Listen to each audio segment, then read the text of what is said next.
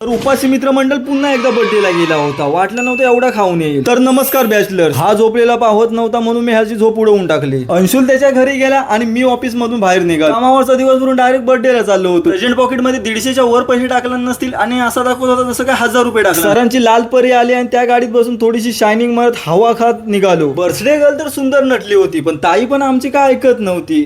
आई शाबास. मग बोललो ज्या कामासाठी आले तिकडे जाऊया. मग बोललो हा बावळा काय एकटा डान्स करतोय. नंतर समजलं खरा डान्स तर इकडे चाललाय. लाल लाल कलरची बांगडी चालला होता. मग ओवाळणी करून केकचा मर्डर करायची वेळ आली होती. आपली सुरुवात आता झाली होती. हात चालवा लवकर येऊ दे असं मी ना हे पब्लिक बोलत होतं.